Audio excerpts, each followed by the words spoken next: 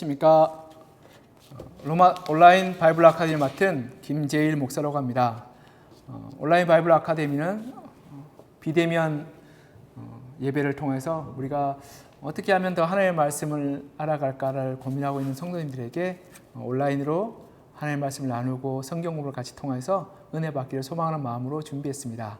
많은 분들이 함께 했으면 좋겠고 또 이것을 통해서 큰 은혜 받았으면 좋겠습니다. 온라인 바이블 아카데미는 16주 기간 동안에 32강이라는 시간을 통해서 8분의 목사님을 모시고 로마서 성경 한 권을 같이 묵상하고 고민하고 또 연구하는 시간을 갖고자 합니다.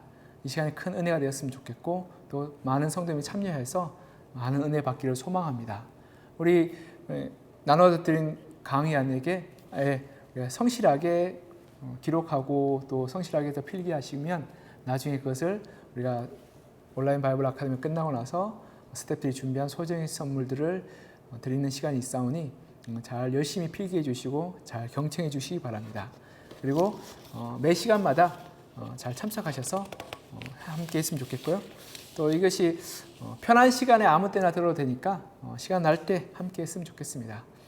첫 번째 강의는 우리가 그냥 모든 분들에게 다 열려지는데요. 이 다음 강의부터는 신청하신 분들에게만 열려지는 비공개형 강의를 진행되오니 계속 강의를 듣고자 하시는 분들은 신청해 주시고 함께 해 주셨으면 좋겠습니다. 자, 이제 로마서를 들어가겠습니다. 바이블 아카데미 우리의 주제가 로마서이죠. 로마서는 수많은 사람들에게 영향을 미친 중요한 성경책입니다. 많은 이들이 로마서를 통해서 회심하게 되고 또 많은 이들이 로마서를 통해서 큰 영감과 은혜를 받게 됩니다. 기독교의 가장 처음 조직신학자라고 불리우는 어거스틴은 그가 암브로시오 밑에서 신앙에 대해서 고민하고 답답해하고 염려할 때 그리고 과거의 습관과 유혹을 끊어버리지 못하고 있을 때 한 소년이 톨레르에게 집어들어 읽으라는 그 소리를 듣고 그가 성경책을 펴들게 됩니다. 그때 로마서의 말씀을 읽게 되고요. 그가 회심을 경험하게 됩니다. 그리고는 그 이후로 위대한 신학자가 되게 되죠. 또 마틴 루터라고 우리 종교개혁의 유명한 핵을 꼈던 사람인데요.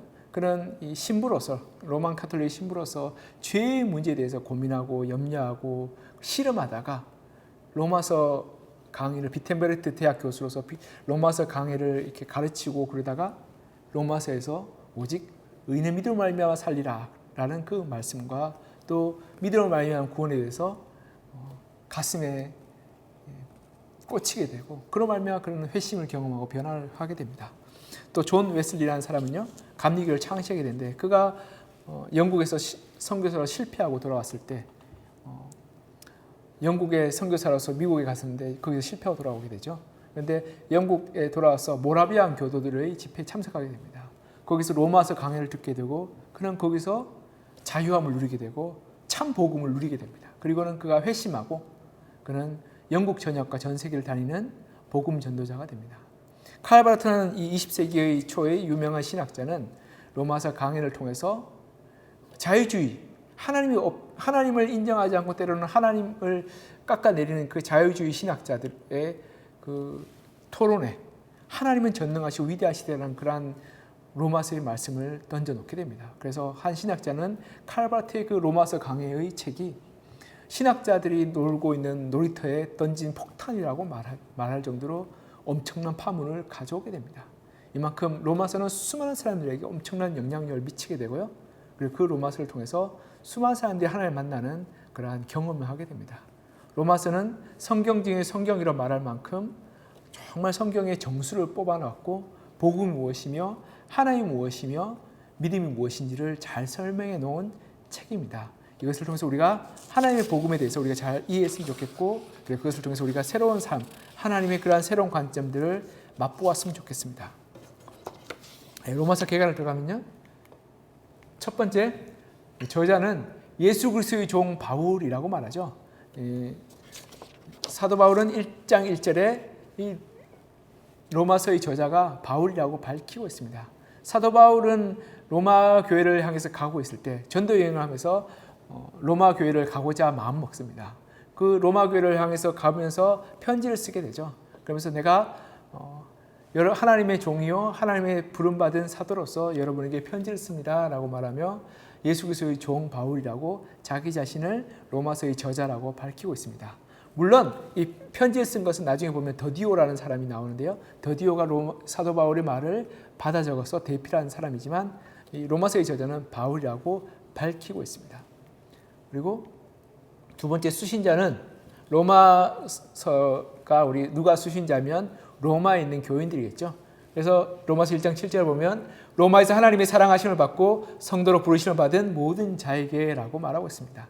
이게 모든 자에게가 굉장히 중요한데요. 하나님의 사랑하심을 받고 성도로 부르심을 받은 모든 자에게라는 이 말이 왜 중요하냐면 로마 교회는 두 부류의 이 성도들이 있었습니다. 첫 번째로는 유대인 성도들이었죠.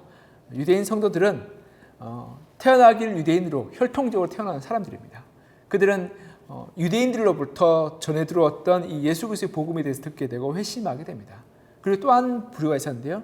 이방인 그리스도인이었습니다. 그들은 이방인들로부터 이방 전도자들로부터 복음을 듣게 됩니다. 그리고는 그리스도인이 되게 되죠. 그런데 유대인들과 이방인 그리스도인들 사이에서 계속 다툼과 분쟁이 있었습니다. 어떤 다툼과 분쟁이 있냐면 할례를 받아야 된다, 율법을 지켜야 된다, 그리고 율례들을 정확하게 지켜야 된다라고, 그리고 유대인이 되어야 된다라고까지 들었습니다. 그런데 사도 바울은 이러한 분쟁과 다툼 가운데서 이것을 중재하고 또 참 복음이 무엇인지를 알려야겠다는 그러한 사명감이 있었습니다. 그래서 로마서를 집필하게 되죠. 그래서 로마서는 이 두 부류의 사람들의 화해와 하나님의 복음에 대해서 설명하기 위해서 쓴 편지가 바로 로마서입니다. 저술 목적을 보면 제가 말씀드렸죠. 첫 번째는 하나님의 은혜로 말미암아 우리의 구원의 진리. 그럼 이 유대인들의 구원, 이 율법을 지켜야지 구원받는다 생각했던 사람들인데요. 그렇지 않다. 사도 바울은 그렇게 얘기하면서 하나님의 은혜로 말미암아서 구원받는다. 즉 믿음으로 구원받는다라고 말하는 거죠. 그래서 유대인에게도 그렇고 이방인에게도 그렇고 여러분의 율법적 행위와 할례의 형태와 그리고 여러분의 그러한 이 신앙적 형태로 말미암아 구원받는 것이 아니라 오직 믿음으로 말미암아 구원받는다라고 사도 바울은 분명히 밝히며 설명하고 있는 겁니다. 또 한 가지는 하나님 백성에 대한 새로운 정의입니다. 하나님 백성에 대한 새로운 정의는 제가 말씀드렸죠. 이 유대인 그리스도인들이 이방인 그리스도인들이 유대인 되기를 원했던 거죠. 그런데 이방인 그리스도인들은 유대인들의 습관과 관습을 쫓아갈 수가 없었던 겁니다. 그렇기 때문에 분쟁과 다툼이 있었고 갈등이 있었던 겁니다. 그런데 사도 바울은 이러한 할례의 문제, 혈통의 문제, 문화와 습관에 대한 문제가 아니라 오직 믿음의 문제다라고 말하며 이 유대인과 이방 그리스도인과 하나 되기를 바랬고 화해하기를 바랬던 겁니다. 그래서 두 개의 화해의 주제가 나오죠. 첫 번째는 하나님과 우리 사이의 죄인의 화해, 하나님과 우리의 화해가 나오고요. 또 한 가지는 유대인과 이방인들의 화해가 나옵니다. 사도 바울은 이 두 가지 주제를 설명하면서 로마서를 풀어나가기 시작하죠. 그래서 저술 목적은 이렇게 하나님의 은혜로 말미암아 구원의 진리와 두 번째로는 하나님 백성의 새로운 정의를 통해서 화해하기를 원하는 마음이 있습니다. 그래서 이 핵심 구절을 보면요, 로마서에 보면 굉장히 많은 좋은 핵심 구절이 있습니다. 특별히 복음에 대해서 그리고 이 화해에 대해서 결정적으로 말하는 구절인데 그것은 바로 로마서 1장 16절 17절 말씀입니다. 로마서 1장 16절 17절은 내가 복음을 부끄러워하지 않으니 이 복음은 모든 믿는 자에게 구원을 주신 하나님의 능력이 됨이라. 먼저는 유대인에게요 그리고 헬라인에게로다. 복음에는 하나님의 의가 나타나서 믿음으로 믿음에 이르게 하나니 기록된 바 오직 의인은 믿음으로 말미암아 살리라 함과 같으니라 라고 말합니다. 로마서 1장 16절 17절에 두 가지 다 나오죠. 복음에 대해서 모든 믿는 자에게 구원을 주신 하나님의 능력이 된다. 믿음으로 구원받는다.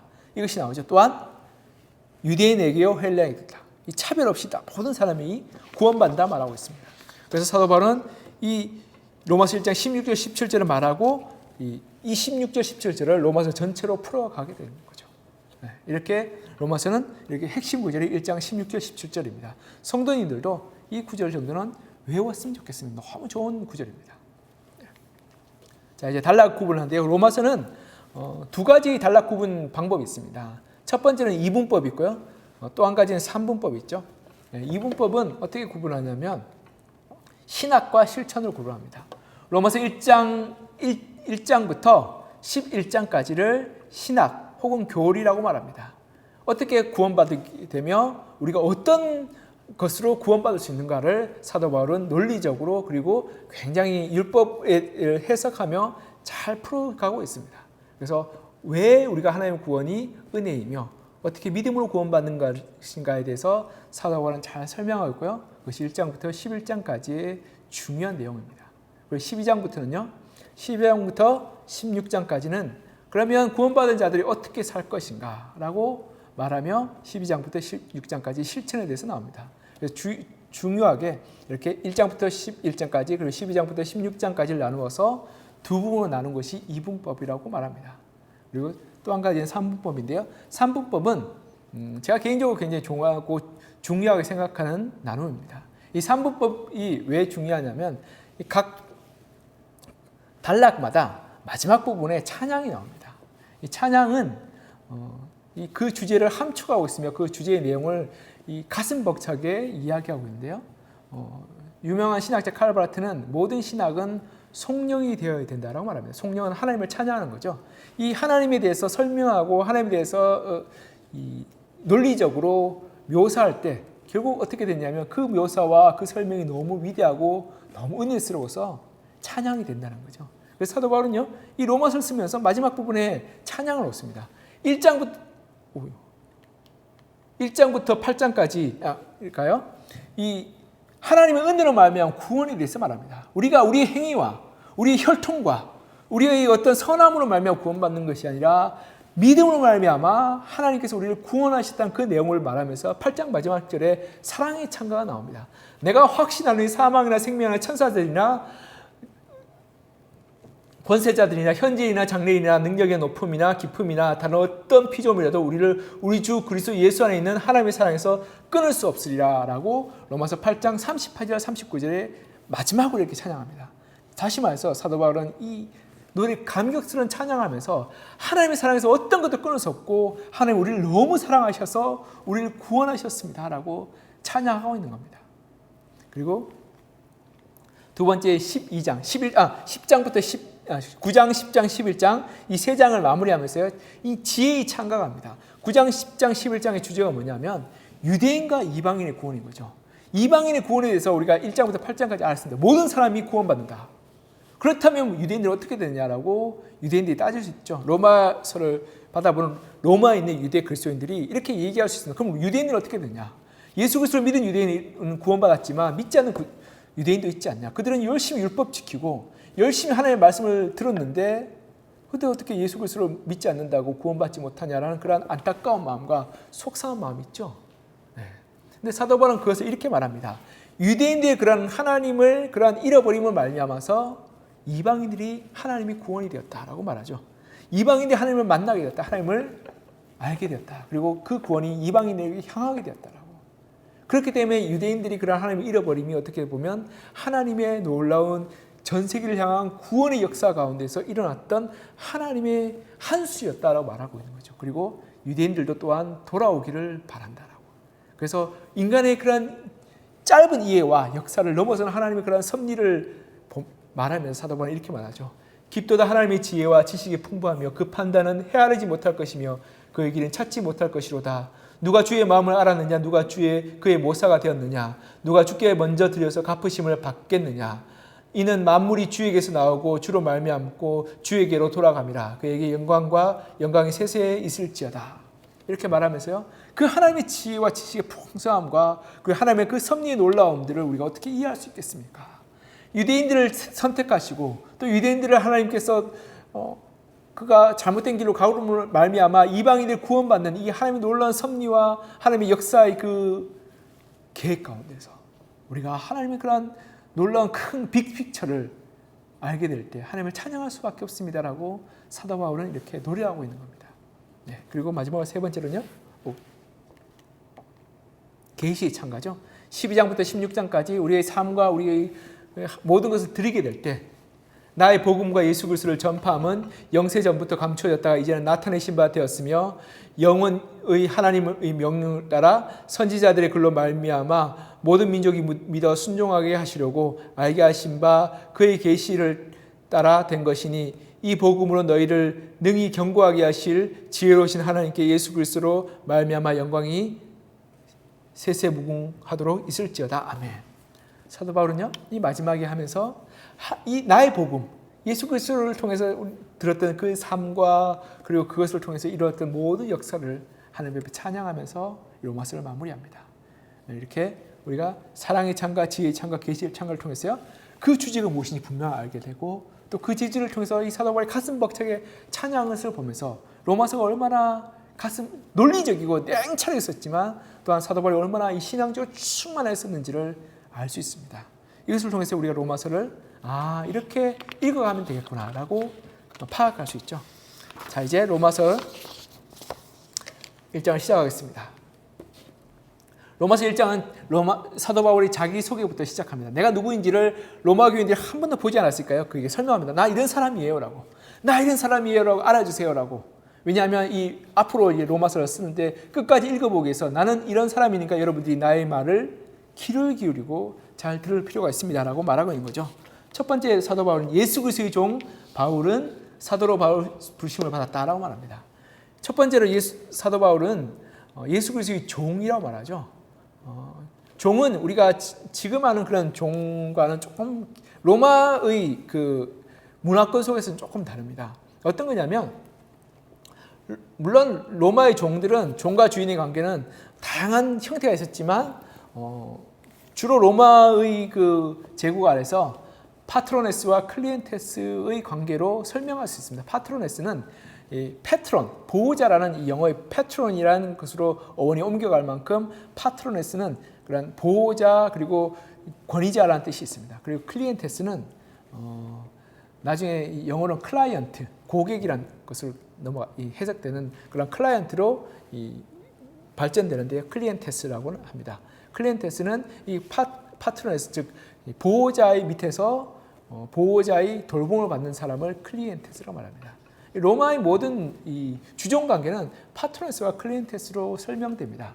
즉 나라와 나라 사이의 주종 관계도요, 파트로네스와 클리엔테스로 되고, 개인과 개인의 주종 관계도 파트로네스와 클리엔테스로 설명됩니다. 사도 바울은 이 로마의 시민권자라서 예수 그리스도의 종 바울이라는 말을 할 때 아마 이 말을 좀 더 염두에 두지 않았을까 생각합니다. 물론 이 이스라엘과 그런 이 페르시아 쪽의 종과 주인 관계는 굉장히 좀 더 강력하고 생사 역할권을 쥐고 있는 종과 주인의 관계였지만, 로마 제국 안에서는 파트로네스와 클리엔테스로 볼 수 있습니다. 즉 파트로네스는 이 클리엔테스, 자기가 보호자를 보호해야 될 이들을 보호하고 돕고, 그리고 그 클리엔테스의 위기 가운데서 그들을 보살필 의무가 있었고요. 클리엔테스는 파트로네스의 말과 그리고 명령에 순종하고 따를 필요가 있었고, 신의를 드릴 필요가 있었습니다. 이것이 바로 파트로네스와 클리엔테스인데요. 사도 바울은 나는 예수 그리스도의 종입니다. 즉 예수 그리스도의 보호를 받고 그의 명령에 순종해야 되며 그가 나를 지키시는 분입니다 라고 겸손하게 이야기하고 있죠. 이렇게 겸손하게 이야기하고 있는데, 이어서 그는 사도로 부름을 받았다라고 말합니다. 첫 번째는 겸손하게, 내가 예수 그리스도를 주로 고백하기 때문에 종이지만 또한 여러분 앞에서는 저는 사도입니다. 사도는 예수 그리스도와 함께 있었고 예수 그리스도의 명령을 받은 권위 있는 자입니다. 그래서 이 신약 시대에 아무나 사도로 부르지 않습니다. 예수 그리스도와 함께 있었고 그리고 예수 그리스도로부터 직접 명령받은 사람을 사도라고 말합니다. 그래서 신약 성경의 정경에 들어가는 그러한 이 기준이 한계는 뭐냐면 사도성입니다. 사도가 직접 썼느냐, 아니면 사도를 통해서 쓰여졌느냐라고 하는 것이 이 성경을 판별하는, 이 성경이 가치가 있다, 그리고 성경이 되지 못한다라는 판별하는 중요한 기준이 바로 사도성입니다. 그만큼 사도는 중요한 위치였고 권위 있는 위치였습니다. 그래서 사도란 말은 권세 있는 위치였죠. 종은 겸손한 위치였습니다. 그렇죠? 겸손한 호칭이죠. 사도 바울은 첫 번째 난 종입니다라고 말하지만, 하나님 앞에서 내가 겸손하게 종입니다라고 말하지만, 여러분 앞에서는 하나님의 말씀을 받은 사도입니다. 그래서 내 말은 하나님의 말씀처럼 권위가 있고 권세가 있습니다라고 말합니다. 은혜로 구원 얻었기 때문에 나는 종이지만, 그러나 하나님의 말씀을 받았기 때문에 나는 사도입니다라고. 이러한 사도 바울의 신앙의 고백은 우리의 삶 가운데서도 그렇게 돼야 될 것 같습니다. 우리 하나님 앞에서 종이기 때문에 겸손할 필요가 있습니다. 낮아질 필요가 있습니다. 세상을 섬길 필요가 있습니다. 그러나 세상의 어떠한 권세와 그리고 어떠한 능력 앞에서도 우리는 두려워할 필요가 없는 것이, 우리는 하나님의 능력과 권세가 우리 가운데 있습니다. 그렇기 때문에 우리가 어디에 대통령 앞에 선다 할지라도 당당하게 우리가 나는 하나님의 종이요 하나님의 부르심을 받았고 명령을 받은 사람입니다라고 말할 수 있는 당당함과 자신감이 있어야 되는 겁니다. 그것이 바로 그리스도인의 자격인 것 같습니다. 자, 이제 사도 바울은 이렇게 말하면서요, 하나님의 복음을 위해서 내가 택정함을 입었다라고 말합니다. 내가 사도인 것은 하나님의 복음, 이 복음에서 하나님께서 나를 불러주시고 그리고 그 복음을 위해서 나를 보내셨다라고 말하고 있습니다. 그러면서 우리가 이어서요, 로마서 1장 2절부터 이 복음에 대해서 설명하죠. 내가 받은 복음이 도대체 무엇입니까? 라고 사도 바울은 설명하기 시작합니다. 사도 바울의 복음에 대한 설명. 첫 번째 복음의 기원은 이렇게 말하죠. 이 복음은 하나님이라고 말합니다. 로마서 1장 2절에 하나님이. 복음의 기원은 하나님이죠. 하나님이라는 주어에서 시작합니다. 복음은 만들어진 것도 아니고 고안된 것도 아닙니다. 마치 어떤 사람이 돌을 닦아서 이거 참 좋을 것 같아요 라고 이야기하는 것도 아니고, 어떤 사람이 막 논리적으로 계산하고 따져보니까 이게 제일 좋은 길이에요 라고 만들어진 것도 아닙니다.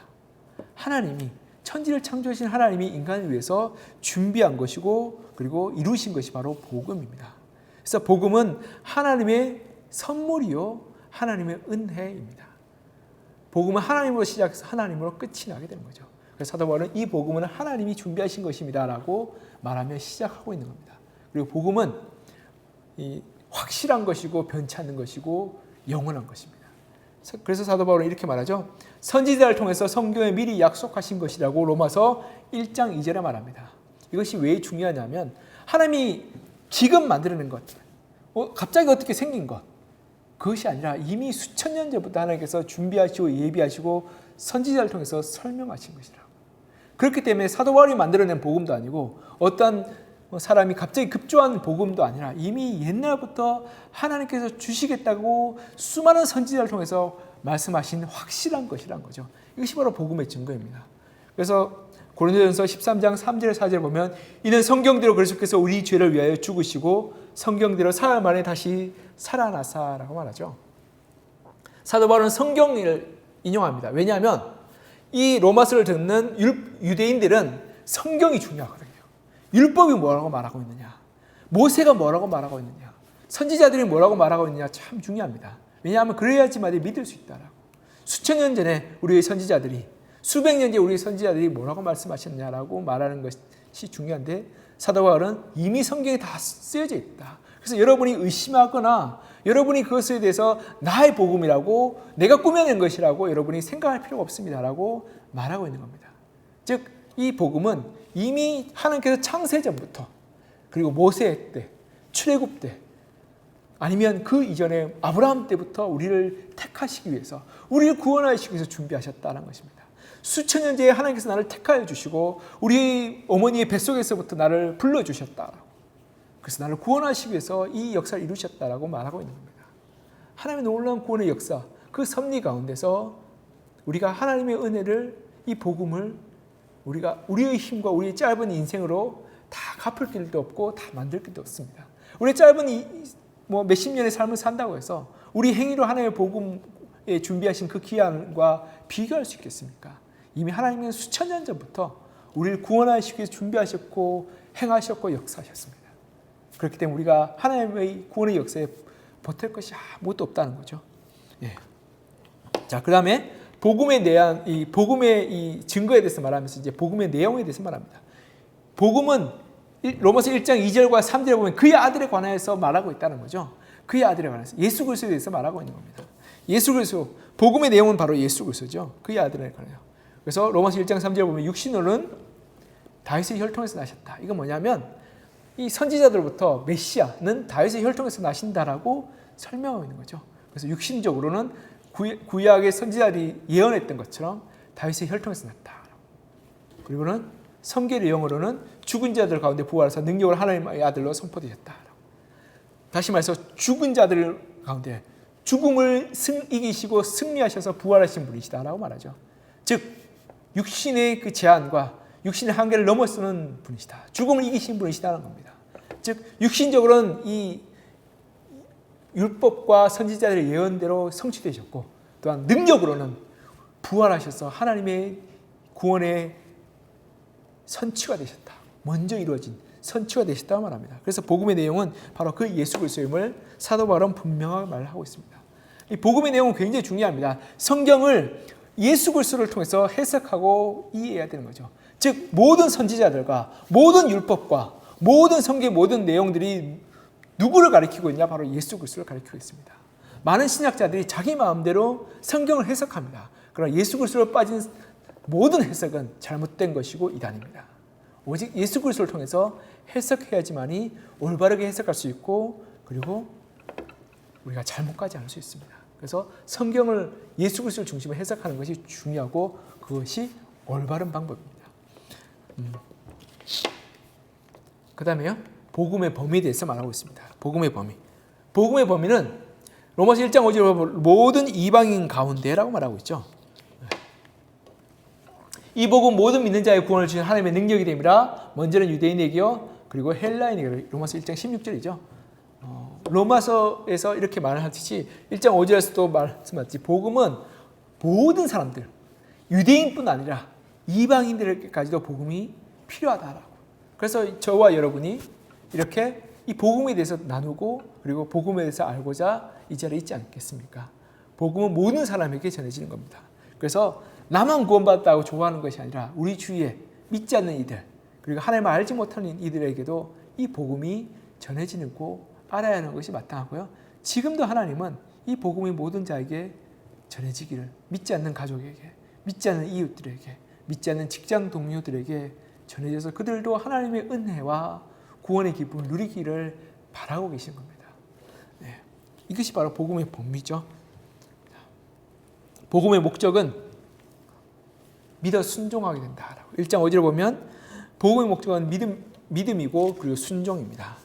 우리 로마서를 보면 오직 믿음으로 말미암아 의롭다함을 받게 되는 거죠.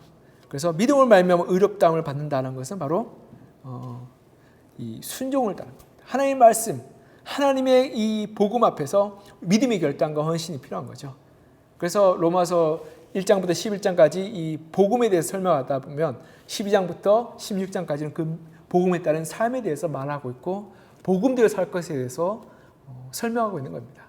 우리가 믿음으로 구원받는다. 그것은 단지 하나님을 예수 그리스도를 믿는다라고 입으로만 하는 것이 아니라 하나님을 나의 주 하나님을 고백하는 말이면 주인이 원하시는 삶, 주인이 명령하시는 삶을 따라 사는 것이 바로 복음의 목적이고 복음의 그러한 요구인 겁니다. 이렇게 우리가 살펴본 복음에 대해서 사도 바울이 소개한 복음에 대해서 살펴보면요, 복음의 기원, 복음의 증거, 복음의 내용, 복음의 범위, 복음의 목적에 대해서 우리가 살펴봤습니다. 사도 바울이 이렇게 복음에 대해서 이야기하면서 로마서를 시작하죠.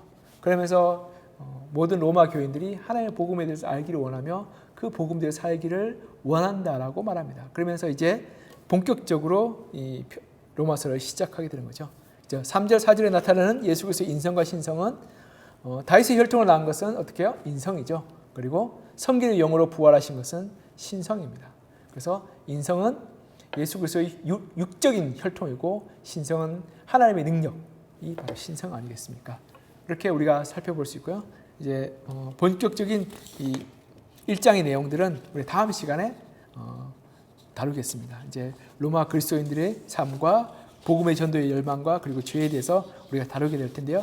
우리가 다음 시간에 함께 또 시간을 나눴으면 좋겠습니다. 자, 이제 잘 마무리하시고요. 다음에 또 뵙겠습니다. 네, 수고하셨습니다.